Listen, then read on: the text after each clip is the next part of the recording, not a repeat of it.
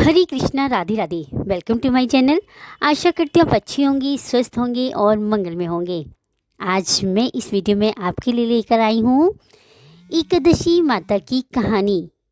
इस कहानी को एकादशी माता की व्रत की कथा के साथ हमें ज़रूर कहनी चाहिए। देखो, एकादशी व्रत को व्रतराज कहा जाता है। ये एक ऐसा व्रत है जो हर एकादशी का अलग अलग महत्व होता है। एकादशी का महत्व स्वयं श्री कृष्ण भगवान ने अर्जुन को सुनाया था। एकादशी के अलावा हमें एकादशी माता की कहानी भी मिलती है। एकादशी की कहानी सुनने से हमें एकादशी व्रत का महत्व समझ आता है। बहुत ही भावपूर्ण प्रसंग है और इसे एकादशी व्रत कथा के साथ हमें इस कहानी को भी जरूर सुनना चाहिए। बहुत ही सुंदर, पावन, पवित्र, फलकारी है। बड़ी मन भाव से सुनिएगा। पहले एक जयकारा लगाती हैं। बोलो लक्ष्मी नारायण भगवान की जय, एकादशी माता की जय, हमारी लड्डू गोपाल की जय।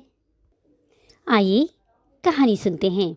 ये कहानी एक पति पत्नी से जुड़ी हुई है। एक पति पत्नी थे। पत्नी अपनी मायके गई हुई थी। कुछ समय के पश्चात उसका पति बहुत ही सज धर कर, सूट बूट पहनकर अपनी पत्नी को ससुराल लेने के लिए जाता है। जाते समय उसी रास्ते में एक गाय कीचड़ में फंसी हुई दिखाई दी। गाय माता ने कहा कि बेटा, मैं कीचड़ में फंस गई हूँ, मुझे हाथ देकर बाहर निकाल दो। लड़का कहने लगा, नहीं नहीं, मैं अगर कीचड़ में हाथ डालूंगा तो मेरे कपड़े गंदे हो जाएंगे। मुझे अपनी पत्नी को लेने ससुराल जाना है। इस पर गौ माता को बहुत गुस्सा आया और उस पर दया भी आई। गाय बहुत ही ज़्यादा क्रोधित हो गई और श्राप देते हुए बोली। गौ माता ने कहा, तुम जाओ अपनी ससुराल, अगर वहाँ जाकर तुमने खाना खाया तो तुम आधी गधे बन जाओगे और नहाए धोए तो तुम पूरी गधे बन जाओगे। अगर तुमने ऐसा नहीं किया तो 6 पहर के बाद तुम गधा बनना पक्का है। गधे ही भावपूर्ण होते हैं, उनमें तभी तुम्हें अपनी साफ कपड़े देकर तुम्हें मुझ पर दया नहीं आती। यह सुनकर लड़का बहुत ज़्यादा डर गया। उसने गौ माता से माफ़ी मांगी। गौ माता ने कहा, देखो, मैं शराब तो वापिस नहीं ले सकती, पर मैं इस शराब से मुक्त होने का तुम्हें एक उपाय बताती हूँ। गौ माता ने कहा, 11 माता एक ऐसी माता हैं जो सभी के पापों से मुक्ति दिला देती हैं।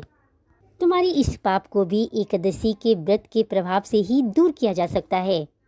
अगर कोई हो जिसने 24 एकादशी का व्रत रखा है, वो अपनी इच्छा से तुम्हें 24 एकादशी का पुण्य दान दे दे और अपने नहाए हुए पानी से तुम्हें नहाने दे तो तुम पहले की तरह लड़के बन जाओगे। यह सुनकर लड़का बहुत दुखी हो गया, क्योंकि पहले एकादशी के व्रत को ज़्यादा लोग जानते नहीं थे। बहुत ही कम लोग थे जो एकादशी का व्रत करते थे। अब लड़की ने सोचा कि मैं क्या करूं, बहुत सोचने लगा। वो डरते डरते, सोचते सोचते ससुराल पहुंच गया। वहां जाकर सब उसका बहुत ही आवभगत हुई, आदर करने लगे और उसको कहने लगे कि जी आओ, खाना खा लो। नहीं, उसने बोला, नहीं मैं नहीं खाऊंगा। उसके सालों ने कहा कि अच्छा नहीं खा रहे तो पहले नहा लीजिए, नहा के खाना खा लेना। तो उसने कहा, नहीं मैं नहाऊंगा भी नहीं, खाना भी नहीं खाऊंगा। और ऐसे परेशान सा होने लगा। सब घर के बड़े परेशान थे कि ऐसा क्यों कर रहे हैं, ना खाना खा रहे हैं, नहा रहे हैं। सब बड़े परेशान थे कि ना नहा रहे हैं ना खा रहे हैं। जिया जी कुछ गुस्सा तो नहीं हो गए, उन्हें कुछ बुरा तो नहीं लग गया। ऐसे बहुत परेशान थे। तब उसकी पत्नी अकेले में उससे मिली और कहने लगी कि आप ऐसा क्यों कर रही हैं, ना तो नहा रही हैं ना खा रही हैं। अगर कोई बात है तो मुझे बताओ और मैं तुम्हें विश्वास दिलाती हूँ कि मैं तुम्हारा साथ कभी नहीं छोड़ूंगी। तब लड़के ने गाय वाली सारी बात अपनी पत्नी को बता दी। लड़की ने कहा, अगर मैं नहाऊंगा तो आधा गधा बन जाऊंगा और अगर खाऊंगा तो पूरा गधा बन जाऊंगा। और उसने श्राप वाली बात अपनी पत्नी को बता दी कि गौ माता ने मुझे श्राप दिया है। उसकी उसकी पत्नी ने कहा, ये कलयुग है, ऐसा नहीं होता। तुम अच्छे से खाना खाओ, नहा धो लो, मैं प्रॉमिस करती हूँ कि तुम्हारा साथ कभी नहीं छोड़ूंगी। पत्नी की बात सुनकर वो थोड़ा सा निश्चिंत हो गया। उसने कहा, ठीक है। वो नहाया धोया तो और नहा धोकर जैसे ही उसने खाना खाया तो पूरा गधा बन गया। सब उसको गधा समझकर मारने लगे, भगाने लगे।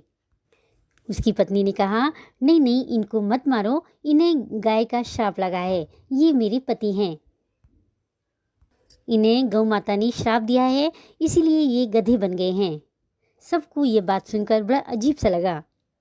लड़की ने कहा कि मुझे तुम इसी के साथ विदा कर दो। सबने बहुत समझाने की कोशिश की पर लड़की नहीं मानी। फिर उसके मैके वालों ने उसे गधे के साथ विदा कर दिया।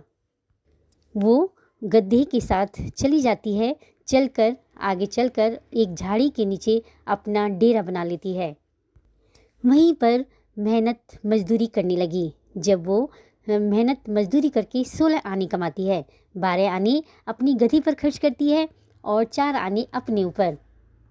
जब बोझा ढोती थी तो गधी पर नहीं डालती, खुद लेकर जाती थी। ये देखकर सबको बड़ा अजीब लगता था। जहाँ वो मजदूरी करती थी उसी के सामने राजा का महल था। तो उस विंडो से, खिड़की से रानी देखती रहती थी कि ये लड़की ऐसा क्यों करती है। गधा साथ में है फिर भी बोझा ढोती है। उसे बड़ा अजीब सा लग रहा था। जब रोज रोज वह रानी खिड़की से उस लड़की को ऐसे ही करते हुए देखने लगी तो उसे बड़ा अजीब लगा और उसे रहा नहीं गया। उसने दासी को उस लड़की को बुलाने के लिए भेजा।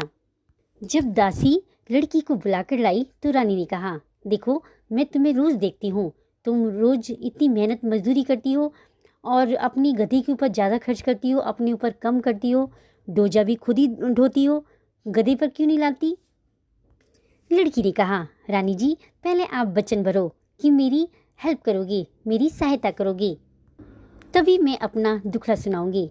अगर आप मेरी सहायता नहीं करोगी तो दुखड़ा सुनाने का क्या फ़ायदा।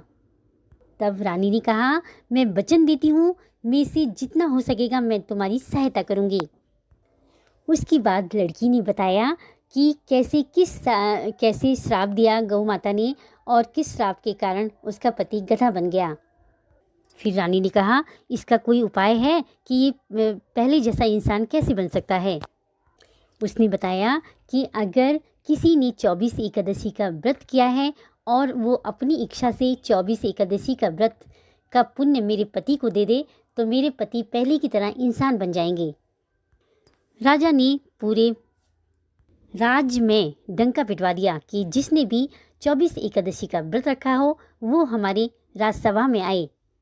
अब राजा का ऐलान सुनकर जिस बुढ़िया ने 24 एकादशी का व्रत रखा था वो राजा के सामने आई और बुढ़िया ने कहा कि मैंने 24 एकादशी का व्रत किया है। राजा ने उसे बहुत ही समझाया बुझाया कि आप अपनी 24 एकादशी का पुण्य इस लड़के को दे दें जिससे ये पहले की तरह इंसान बन जाए, पर बुढ़िया नहीं मानी। तब राजा ने उसके घर के लिए कुछ करने को कहा। तब थोड़ी सी बुढ़िया राजी हुई तो उसने अपनी एकादशी का पुण्य लड़की को देना शुरू किया।